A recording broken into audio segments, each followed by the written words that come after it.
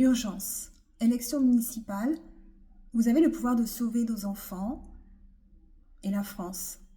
Cette vidéo est la suite de celle que j'ai réalisée hier. Nous sommes aujourd'hui le 13 mars 2026. Aujourd'hui, je vais vous donner des chiffres. Je vais vous donner des données, des informations particulièrement précises pour vous montrer à quel point je réalise un travail rigoureux.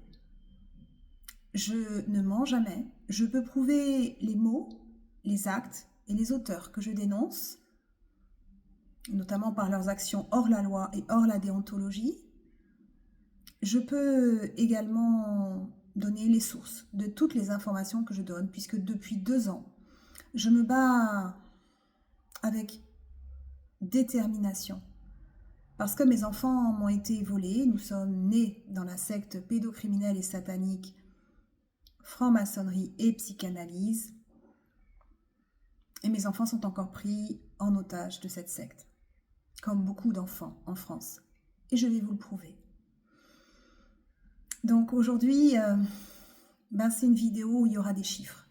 C'est une vidéo où il y aura aussi des noms, des faits qui expliquent en quoi notre pays est gouverné par une secte et quelle est l'importance cruciale, vitale que vous alliez aux urnes pour voter ce week-end et le week-end suivant, pour choisir les bons candidats pour notre future France.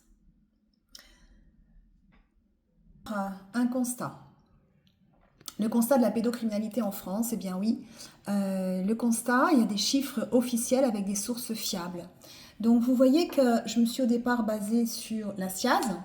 Donc en fait, la SIAZ est une commission indépendante pour les abus sexuels dans l'Église qui, elle, a surtout donné suite, en tout cas a inspiré la création d'une commission indépendante sur l'inceste et les violences sexuelles faites aux enfants qui s'appelle la CIVIS. Alors je note bien la CIVIS 1, qui a été créée le 23 janvier 2021 sous l'impulsion d'Adrien Taquet. Et c'est le juge Édouard Durand, juge des enfants, et je vous invite vraiment à regarder ses interviews sur YouTube, qui a été à la présidence de cette commission, sachant qu'il a été remercié sans aucun prétexte en novembre 2023 dès qu'ils ont rendu leur rapport. La doctrine de cette commission, c'était une parole claire, parce que l'ambiguïté, l'équivoque, l'incertitude, si déstabilisantes, sont des armes pour les agresseurs. Dans ce rapport, donc publié en novembre 2023, il y a des chiffres clés. Donc 5,4 millions de Français ont été victimes dans leur enfance, 160 000 enfants victimes par an, donc ça fait un enfant violé toutes les 3 minutes.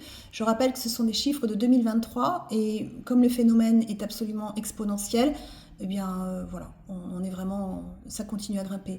On est à 80% des cas, dans 80% des cas, l'agresseur est un membre de la famille et le coût du déni était estimé à 9,7 milliards d'euros de frais de santé, mais donc c'était pour 5,4 millions de personnes qui avaient été agressées dans l'enfance. Sur les 160 000 enfants victimes par an, eh bien, les plaintes sont déposées dans 19% des cas d'agression et seulement 12% dans les cas d'inceste. Une plainte sur 6 pour agression sexuelle sur mineur aboutit à une condamnation et 1 sur 10 dans le cas d'inceste.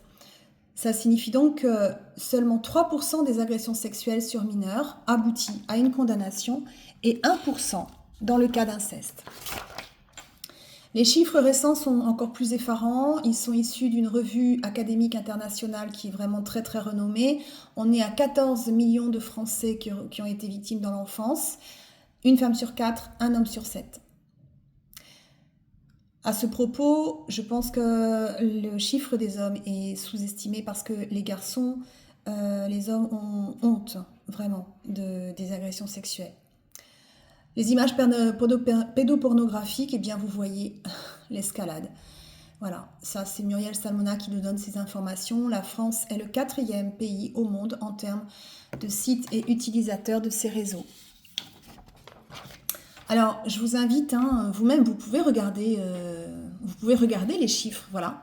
On est à 38 477 disparitions de mineurs signalées en 2024 et plus de 600 nourrissons qui ont été victimes de violences sexuelles en 2024 et qui ont été dans des unités médico-légales, judiciaires.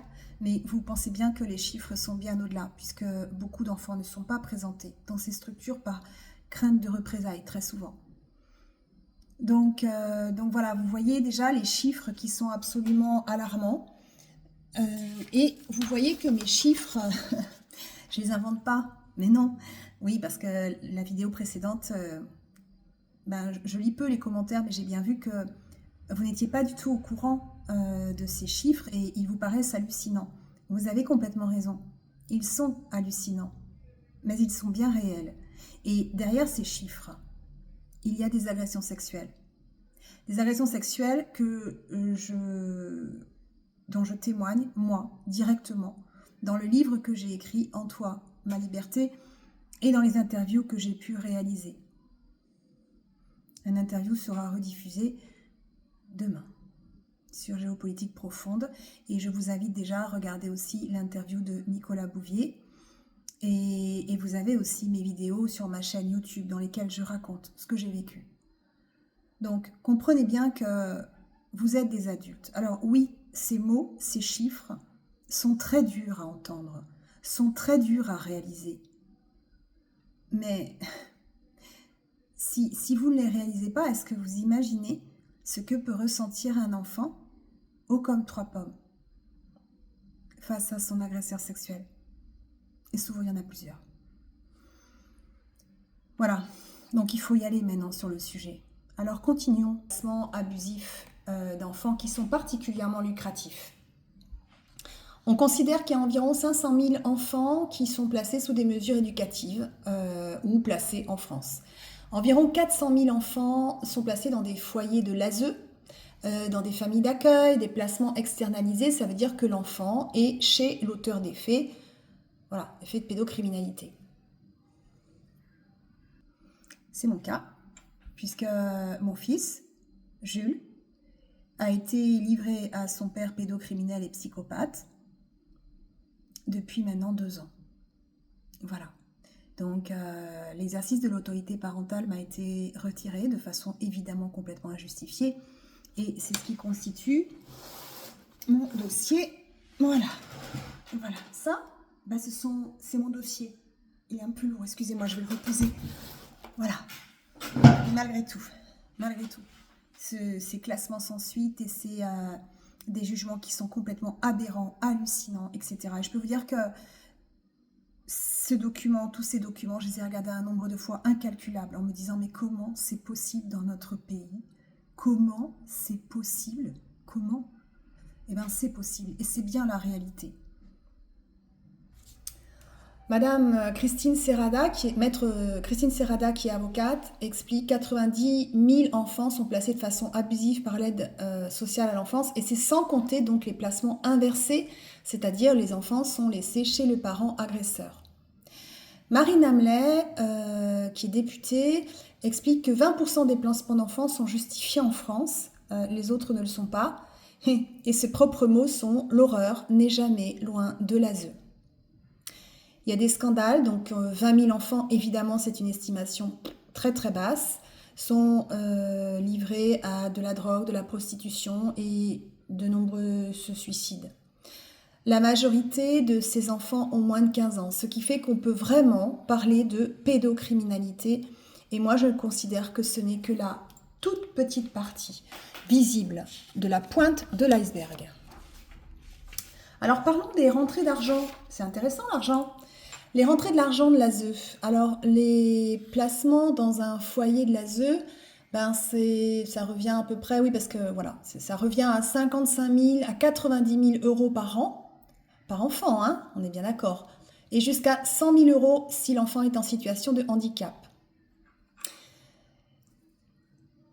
Petite parenthèse, j'ai pu observer que très souvent, les parents qui sont eux-mêmes en situation de handicap se voient retirer leurs enfants. J'ai même eu un témoignage d'une maman qui était handicapée moteur à 80% dans un fauteuil, donc, à qui il a été dit qu'elle ne pouvait plus voir ses enfants parce que ça les traumatisait de la voir dans son fauteuil. Donc, si elle voulait voir ses enfants qui étaient placés évidemment de façon totalement abusive, eh bien, il fallait qu'elle vienne sans son fauteuil. Tout ça, là, ça révèle de la plus grande cruauté pour les enfants et pour les parents. Il faut que ça cesse. Alors, les placements en famille d'accueil, alors ça revient, donc rémunération des familles d'accueil, 30 à 42 000 euros par an. Il y a un petit suivi pour l'ASE quand même, parce qu'il ne faudrait pas quand même qu'il n'ait pas d'argent finalement. Donc ça, 15 000 à 25 000. Et puis finalement, vous avez le total pour la famille d'accueil, 45 000 à 70 000 euros par an. Il y a aussi des mesures éducatives qui sont ajoutées au placement externalisé. Donc là, on est à peu près à... Voilà, vous avez les chiffres, je vais pas... Enfin, on peut aller quand même jusqu'à 7 000 euros par an. Ça peut être intéressant pour l'ASE. Des placements dits externalisés avec des suivis intensifs. Donc là, on peut aller jusqu'à 20 000 euros. Dans les cadres de procédures judiciaires, il est mandaté un administrateur qui est censé être neutre, qui ne l'est pas du tout, 30 000 euros par an par procédure.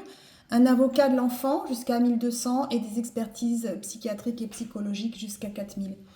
Alors, il y a un observatoire qui indique que 80% du budget de l'ASE est dédié au placement. Et alors, cerise sur le gâteau immonde, on demande aux parents désenfantés de contribuer à tout ça, là, voilà, et leur contribution est reversée à l'ASE. Je fais une petite parenthèse. Les avocats pour les enfants, c'est un leurre absolu, parce que lorsque l'avocat est choisi par le parent agresseur, ce qui est mon cas, encore une fois, dans notre affaire, eh bien, évidemment, l'avocat n'est pas neutre. Et non seulement il n'est pas neutre, mais très souvent, comme dans notre affaire, eh bien, il est alors soit consentant, soit forcé à se rallier à la cause du père. Donc, il n'est absolument pas défenseur de l'enfant. Mais alors, absolument pas, en fait. Non. Voilà. Donc, et les expertises psychologiques et psychiatriques, en règle générale, dans ces cas-là, elles sont faites par des psychiatres d'obédience ou des psychologues d'obédience psychanalytique, ce qui fait que là encore, ça réalimente la roue du parent agresseur ou du parent agresseur. Et des fois, il n'y en a pas de parent agresseur. Des fois, il y a des enfants qui sont placés tout simplement parce qu'ils ont soi-disant un trouble de l'attention à l'école, ou bien c'est un signalement qui vient de la crèche ou d'une voisine. Voilà, je vous assure qu'en France, nous vivons des situations qui sont complètement hallucinantes, vraiment. Donc, penchez-vous sur les chiffres, regardez, je vous les donne, je vous donne les sources. Allez-y, allez-y, activez votre capacité de discernement. Donc, les vrais chiffres, en fait, sont passés sous silence. Alors oui, il y a une petite faute, hop, j'en profite, voilà. L'ASE, il faut bien comprendre qu'elle dépend des conseils départementaux. Alors il y a pourtant des organismes qui attendent parce que ils attendent des données, il y a des fautes sur la protection de l'enfance et les politiques sociales. Il y a la Cour des comptes aussi qui attend les chiffres. Mais personne les donne, les conseils départementaux les donnent pas. Et nous, les parents protecteurs, nous attendons des comptes, des explications, des condamnations, des excuses, et avant tout nos enfants. Il va falloir nous rendre nos enfants très vite là maintenant. Les enfants sont au centre de toutes les violences et il est temps de mettre fin au massacre des innocents. Le point commun de toutes ces affaires-là, puisqu'il y a beaucoup d'affaires qui sortent en ce moment, c'est, figurez-vous que les autorités publiques ne sont jamais engagées. Non, ils ne sont jamais responsables de rien. Non seulement ils ne donnent pas les chiffres, alors du nombre d'enfants placés, du nombre d'agressions qu'il peut y avoir, rien, on a rien en fait. C'est très compliqué d'avoir les chiffres, mais quand même, vous avez vu, on en a quelques-uns. Bon, mais ils ne sont pas actualisés, je pense. Il doit manquer quelques cas. Et on peut se rendre compte que normalement les préfets sont censés contrôler l'action publique. Eh bien, ils ne le font pas. Voilà. Donc, on est sur une justice qui marche totalement à l'envers. Les pédocriminels sont protégés dans notre pays. Et les parents protecteurs, ou les parents tout court, hein, juste les parents, parce que normalement quand on est parent, on est protecteur, normalement ça va ensemble. Mais bon, dans notre pays, là, on est en train de laisser vraiment la place aux parents agresseurs. Et puis ça devient une mode. Et plus ça va, plus il y a de pédocriminels, puisqu'ils sont protégés dans notre pays. En fait, l'État français, là, Macron et toute sa clique, hein, vous allez voir, ils sont nombreux, Macron et toute sa clique, en fait, ils cautionnent les violences, ils participent aux violences, je maintiens, ils participent aux violences, ils les cautionnent et ils les cautionnent par la justice, hein, en faisant des pressions sur les juges, les magistrats, etc., en choisissant les procureurs qui vont bien, vous allez voir par la suite. Je prouve tout ce que je dis, hein. N'oubliez pas, je prouve tout ce que je dis. Et voilà, et donc, et en plus, ils encouragent. C'est pour ça que même des pédocriminels qui sont pas forcément dans cette secte, ben en fait, ils sont pas condamnés. Mais non, parce que c'est l'humanité qui est visée. Donc, tout est bon pour tout l'amour qui peut exister entre, voilà, entre les enfants, voilà. C'est vraiment une destruction massive. Alors, une fois que le constat est fait, on peut se poser quand même la question. Je vous montre et puis après je le commente. Donc, les questions fondamentales à se poser, les deux questions salvatrices que je pose depuis des mois sur LinkedIn à tous les professionnels qui font tous ces constats. Parce que les constats sortent, les chiffres sortent, le nombre de plaintes qui sont classées sortent. C'est une marée noire, en fait. Quand on regarde LinkedIn, c'est une marée noire. Et évidemment, les autres réseaux aussi. Mais moi, je pose la question, pourquoi notre pays en est arrivé là? Comment est-ce possible que la France soit devenue un pédoland, le pays des pédocriminels? Comment est-ce possible? À qui profite le crime? Quand on répond à ces deux questions, ben, on tombe sur mon affaire, l'affaire Alric, en lien avec l'affaire Epstein. Je continue. Donc, à l'origine de ce pourquoi, eh bien, il y a des théories qui sont vraiment très néfastes. Le juge Édouard Durand parle de concepts qui sont mal interprétés, c'est-à-dire le concept de la neutralité et le concept de la présomption d'innocence. La psychanalyse a fait des ravages. Le père de Freud était un pédocriminel, les archives sont sorties, j'ai fait un article dessus. Les théories freudiennes reprises par Lacan en France, Dolto et compagnie, en fait, sont vraiment alimentent absolument l'inceste et les agressions sexuelles. Le complexe d'Oedipe, je vous le rappelle, n'est rien d'autre que la petite fille qui veut séduire son papa et le jeune garçon qui veut faire l'amour avec sa mère. Alors là, quand même, on comprend. Enfin, je veux dire, c'est inversion de la culpabilité. Évidemment, l'adulte n'est plus responsable de rien, le papa a beaucoup de mal à résister. Quant à la mère, de toute façon, elles sont automatiquement toxiques avec la psychanalyse. Donc, de toute façon, ah oui, et les femmes n'existent pas. Hein, voilà. Je vous invite à regarder le documentaire de Sophie Robert. Je mets des informations en dernière page sur les bibliographies. Donc, le fantasme de l'enfant, l'enfant menteur, etc. Et bien, tout ça, ça aboutit au procès d'Outreau. Et oui. Donc là, je vous invite aussi, il y a une émission qui a été faite sur France 2 en 4 épisodes. Écoutez le juge Édouard Durand sur YouTube. Moi, Outreau, on passait juste derrière. Quand je me suis enfuie de mon premier domicile conjugal et que j'ai dû protéger ma petite fille, on passait derrière Outreau. Tout était dit. Voilà. Et on passait derrière Outreau. Et il y avait aussi ce fameux syndrome le concept de l'aliénation parentale et le syndrome de l'aliénation parentale. C'est Richard Gardner qui a fait ça également, qui explique en gros que si une femme quitte son mari violent et qu'elle l'accuse d'agresser son enfant, il faut lui mettre une grande claque dans la figure. C'est filmé, hein. Richard Gardner dit ça devant l'écran. Il faut lui mettre une grande claque dans la figure parce qu'en fait, elle ne veut qu'une seule chose, séparer la mère de l'enfant. Alors, ce qu'il faut comprendre, c'est que la psychanalyse, qui pouvait se payer des cures de psychanalyse?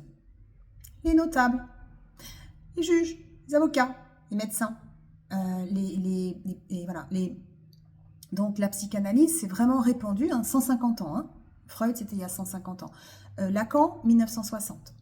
Donc la psychanalyse s'est répandue dans notre société. Le syndrome de l'aliénation parentale s'est répandu également. À Toulouse, il est encore enseigné alors qu'il n'y a aucun fondement scientifique et qu'il est rejeté. Il était rejeté dans son pays d'origine, les États-Unis. Il est quand même enseigné aux étudiants avocats. Moi, j'ai halluciné quand ma fille m'en a parlé. Je lui ai dit, mais enfin, Anna, comment c'est possible? Voilà. Donc, pour vous dire, et les psychologues, même à Toulouse, c'est vraiment un très gros noyau de la psychanalyse à Toulouse, les psychologues sont biberonnés pendant leurs études de la psychanalyse. Alors, heureusement, viennent un peu les TCC, techniques comportementales, et puis d'autres, mais vraiment, la psychanalyse en France a vraiment pignon sur rue. Voilà. Encore une fois, je rappelle que c'est une secte aussi, la psychanalyse, donc beaucoup sont manipulés et ne se rendent pas compte de toutes j'arrive même pas à toutes les horreurs qui sont préconisées derrière tout ça, mais ça explique aussi pourquoi les agressions sexuelles et l'inceste est devenu en quelque sorte une mode. Vous écoutez les émissions de Bernard Pivot dans les années 80, ben vous avez un médecin qui explique que sa belle-fille lui plaît bien, hein, elle a 13 ans. Puis bon, elle sait qu'il lui plaît, tout ça, machin, tu vois. Alors il y a quand même une auditrice qui dit, mais enfin, vous êtes médecin, vous parlez d'inceste, c'est interdit. Vous savez ce qu'il répond? Laissez tranquille les familles. Et alors là, on s'étonne plus de l'affaire Camille Kouchner, qui révèle les agressions par Olivier Duhamel de son frère. On s'étonne plus de toutes les affaires qui sont sorties sur Cohn-Bendit, etc. On s'étonne plus de l'affaire Alric non plus. Non, on s'étonne plus que moi, je témoigne. Comment j'ai été violée quand j'avais entre 5 et 7 ans dans la cave de la maison familiale par mon géniteur. J'appelle plus ça un père, sachant qu'il était premier maire adjoint d'une ville de 60 000 habitants, 50 000 à l'époque, et que ma mère était médecin généraliste. Elle s'était auto-instituée pédiatre pour être proche des enfants. Et elle me droguait. Elle me droguait après pour les rituels sataniques, etc. Donc, voilà. Vous voyez, tout ça, c'est un peu devenu une mode. Voilà. Ensuite, la deuxième raison, moi, je mets vraiment la 5e constitution. La 5e constitution et la franc-maçonnerie. La 5e constitution, parce que la 5e constitution qui a été élaborée par De Gaulle en 1958 avec Robert Debré, Michel Debré, je ne sais plus, en tout cas, voilà, qui a été développée à ce moment-là. En fait, comment dire, le général de Gaulle l'avait mise en place parce qu'il n'arrivait pas à rallier tous les partis politiques. Il y avait trop de zizanie et il n'arrivait pas à avoir un pouvoir qui lui permettait de prendre des décisions. Donc il s'est dit, bah tiens, on va faire une 5e constitution et puis on mettra le président, finalement, qui peut tout décider. Donc le président décide pour l'armée, mais le président choisit les préfets. Il a le pouvoir de promulguer des procureurs. Alors, c'est lui qui signe les décrets. Alors, quand une loi est votée, par exemple la loi Santiago, qui est là pour protéger aussi les enfants, la loi est votée par l'Assemblée, donc je vous rappelle, l'Assemblée, les députés, la loi est votée, ça part au Sénat, les sénateurs valident, ça repart à l'Assemblée, ça s'appelle la navette parlementaire, et là, à ce moment-là, c'est voté. Donc la loi est votée, fabuleux. Ah oui, mais si monsieur Emmanuel Macron ne signe pas le décret, cette loi ne peut pas être appliquée dans les tribunaux. Et il ne se prive pas d'envoyer une petite note à tous les magistrats en disant n'appliquez pas cette loi. C'est pareil pour une loi sur les accompagnants des personnes vulnérables. Tant que je sache, c'est le président qui signe l'ordre du jour du Conseil des ministres. Mais oui, donc s'il n'est pas d'accord sur un point ou sur une élection d'un préfet, etc., ben, il ne signe pas. Bouloulou, c'est moi qui décide tout. Vous le voyez, Emmanuel? 7 ans d'âge mental maximum, hein, les manipulateurs. 7 ans d'âge mental maximum. Des tout-puissants. Enfin, ils se croient tout-puissants. En fait, ils sont restés dans leur toute-puissance de l'enfance. Bon. Et avec cette fameuse 5e constitution, qui vraiment il va falloir changer rapidement, eh bien, la franc-maçonnerie. la franc-maçonnerie qui a 300 ans d'âge, eh bien, c'est vraiment le contre-pouvoir. En tout cas, c'est le pouvoir sous le pouvoir. C'est le pouvoir secret. Comme je dis, les tunnels de termites. Alors, l'État français, il a été condamné à plusieurs reprises par l'ONU et par la Commission européenne des droits de l'homme. Donc, on a des condamnations en janvier 2024, et puis en mai 2025. Et puis, on a un rapport qui est absolument vraiment accablant pour l'État français. Il y a aussi encore une condamnation pour le 4 février 2026. La Commission européenne des droits de l'homme, le 25 avril 2025. Mais non, encore l'État récidive. Et là, je vous mets vraiment un article de presse pour vous montrer que vous pouvez aller chercher ces informations.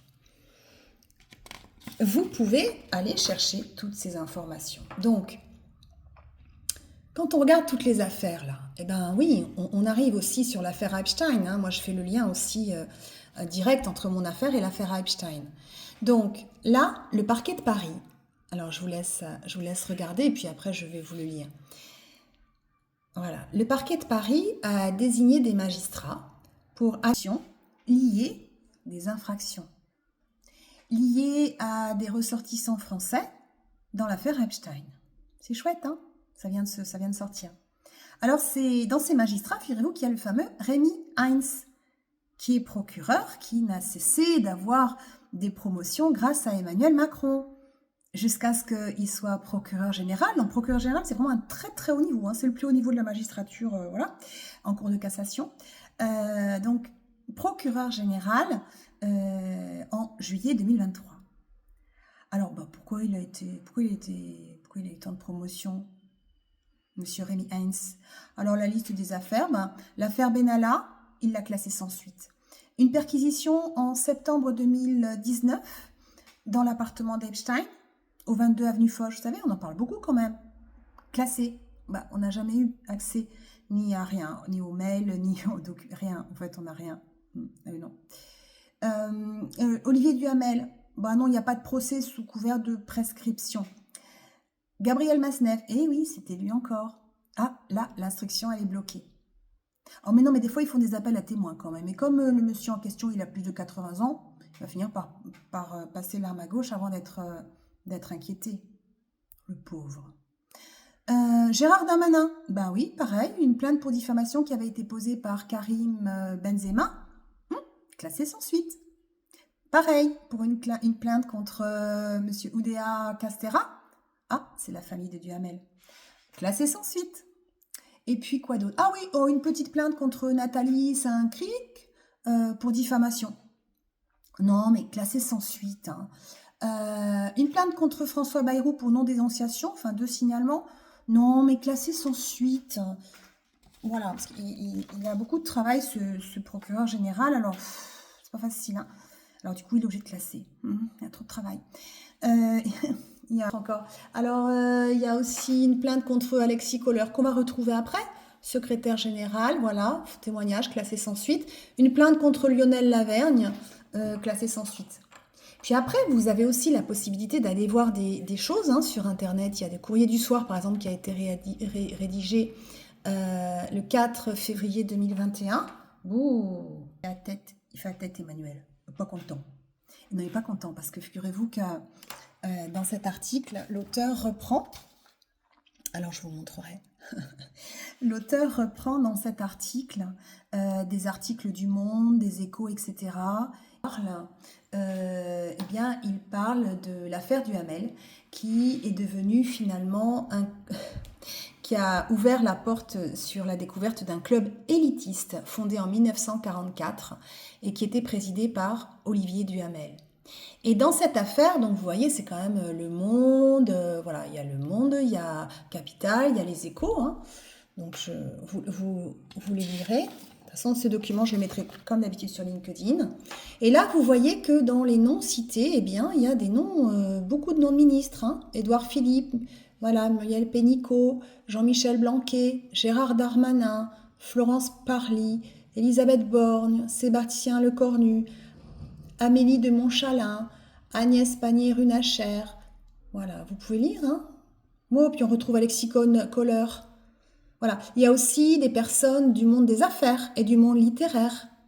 Voilà, donc Augustin de Romanet, Nicolas Baverez, Stéphane Palaise, Philippe Val, et puis des personnes politiques. Voilà, Nicolas Sarkozy, François Fillon, Rachida Dati, François Baroin, Nathalie Kosciusko-Morizet. Voilà, et là, on parle réellement d'une affaire d'État. Alors on espère que ça s'améliore. Enfin voilà, on se dit ça y est, on va y arriver. On va réussir à mettre à terre cette secte en fait, parce que là, on est bien d'accord que on est sûr. Donc effectivement, bah, la France est sous le contrôle d'une secte.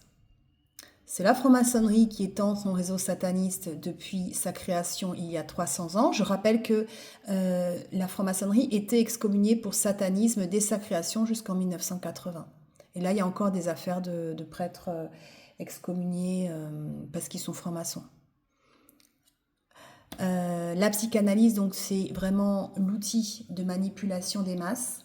C'est ça qui est intéressant de comprendre, c'est que ça fait longtemps hein, que les personnes, des professionnels dénoncent le fait que la franc-maçonnerie est une secte.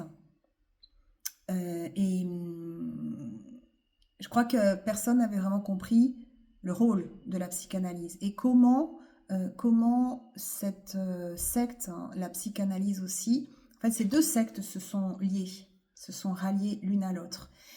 C'est ce que j'explique quand je dis que moi, j'ai compris pourquoi, parce que j'étais l'enfant entre les deux têtes du dragon. Mon père était un très haut dignitaire franc-maçon, donc vénérable maître, et il organisait des messes sataniques, des rituels sataniques en région centre dans les années 80 et je pense même encore maintenant. Il a 89 ans. Regardez la vidéo sur ma chaîne YouTube dans laquelle il vient m'agresser le 30 octobre 2025. Il a 89 ans et il se jette sur moi lorsque je lui parle de mon enfance martyre et des messes et des rituels sataniques. Regardez. Et puis de l'autre côté, mon ex-beau-père, le docteur Jean-Pierre Bonjour, qui est psychiatre, psychanalyste, expert auprès des tribunaux de Toulouse et Montauban, eh bien en fait c'est l'autre tête du dragon. Et il est très très haut dignitaire. En fait ils sont alter ego tous les deux. J'avais jamais compris pourquoi dans les repas de famille parfois. D'abord quand on les a soi-disant présentés, j'avais vraiment l'impression qu'ils se connaissaient. C'est bizarre hein, cette impression. Alors ils m'ont dit non mais parce qu'on est du même milieu social. Bon. Et dans certains repas parfois ils se chamaillaient, je pense que c'était vraiment les combats de coq. On verra bien lequel reste sur le bateau. À mon avis, les deux vont couler rapidement. Hein.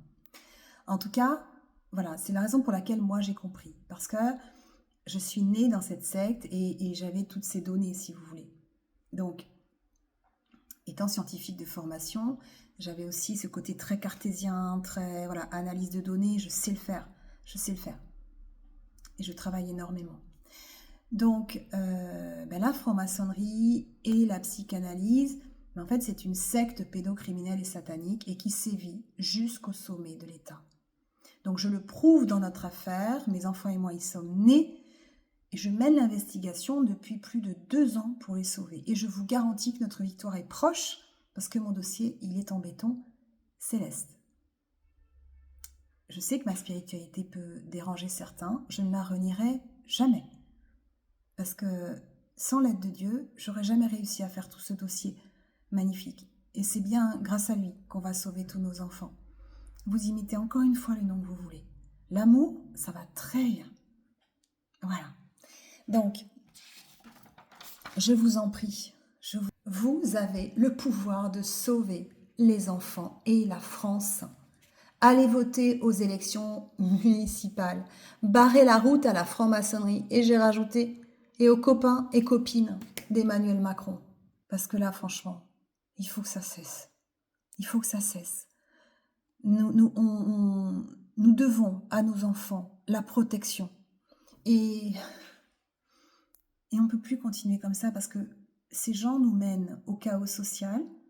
Ces gens ne cessent d'alimenter la peur, la haine, les clivages. Ils jouent sur le doute. Ils se croient tout puissants. Ils dominent par manipulation mentale, par contrôle coercitif. Alors, la manipulation mentale fait partie du contrôle coercitif. C'est la première partie, c'est la première phase, on va dire. Des chantages, des pressions, et jusqu'à, je vous le rappelle, jusqu'à mais menacer les proches des magistrats qui sont intègres. Je l'ai prouvé dans mon affaire. Moi, il y a le juge aux affaires familiales qui m'a retiré l'exercice de l'autorité parentale, je l'avais vu plaider. Il arrivait sur Toulouse. Donc, je n'ai aucun doute sur le fait qu'il était absolument intègre. Il avait parfaitement compris la situation. D'ailleurs, je le remercie parce que c'est grâce à lui que j'ai pu revoir mon fils après 8 mois d'isolement intégral, hein. Pas un texto, pas un message, mais pas seulement de mon fils, de son père, rien. Et on habite tous à Toulouse. Quand j'ai voulu m'approcher du lycée pour venir voir mon fils, j'étais... Évidemment, ils avaient manigancé. Et ils m'ont dit qu'il ne fallait pas que je m'en approche parce que je le harcelais. Voilà. Après 6 mois d'isolement. Sans nouvelles. Donc, je remercie ce juge. Et c'est aussi grâce à lui que j'ai compris que le contrôle coercitif était vraiment le centre et la base de tout ce qu'il faut comprendre actuellement. Cette secte domine. Ce sont des dictateurs. Mais je dis qu'ils sont pires que les nazis parce qu'ils s'en prennent à toute l'humanité en s'en prenant à nos enfants. Ils veulent détruire l'amour, la joie, l'espoir, c'est leur but. Leur seule valeur, c'est l'argent, le pouvoir. Et ils utilisent sexuellement nos enfants comme monnaie d'échange et de domination. Il faut que ça cesse. Ces gens sont des criminels, il faut les mettre en prison et il faut aussi, au passage, libérer tous les jeunes qui sont mis en prison pour des raisons complètement ridicules. Parce que comprenez bien aussi que nos jeunes sont exemplaires. Ils prennent les coups, notamment les garçons. Ils se font violer par sacrifice pour protéger les plus petits. Et eux, ils disent jamais. Les garçons n'avouent jamais parce qu'ils ont beaucoup trop honte. Donc les garçons n'avouent pas ce qu'ils ont vécu, mais est-ce que vous pouvez imaginer les tas de violences qu'ils ont en eux quand ils sortent et quand ils ferment la porte de leur foyer? C'est le cas de ce jeune de 14 ans qui a tué Mélanie d'un coup de couteau. Oui, la surveillante, oui. Alors, tout le monde a dit, oh là là, les jeunes, c'est terrible, la violence, ça devient complètement incroyable, c'est à cause des réseaux, c'est à cause des... Ah, c'est pratique. C'est à cause de la pédocriminalité sur des images pornographiques, c'est terrible. Non, mais enfin, ce jeune n'était pas sur les réseaux, il ne regardait pas les images. La seule chose qu'il a dite, c'est, quand je suis sortie de chez moi, j'avais envie de tuer quelqu'un. Est-ce que quelqu'un s'est interrogé pour savoir ce qui pouvait faire qu'un enfant qui sorte de chez lui ait ce genre de pensée? Voilà, tout est fait actuellement dans notre société, et notamment, je le dis, par la Civis 2, donc qui a pris le relais de la Civis 1, dans laquelle Édouard Durand est parti, avec 14 personnes de ses collaborateurs derrière lui. Tous étaient outrés. Voilà, pourquoi? Parce qu'ils avaient tous compris les mécanismes du pédocriminel et les dernières étapes du pédocriminel, après avoir repéré la victime, isolé sa victime, agressé, inversé la culpabilité, imposé le silence, et ben c'est quoi? C'est chercher des alliés et assurer son impunité. Et là, on y va vers le sommet, on y va vers les soi-disant puissants. Voilà. Et croyez-moi, ils se trouvent entre eux.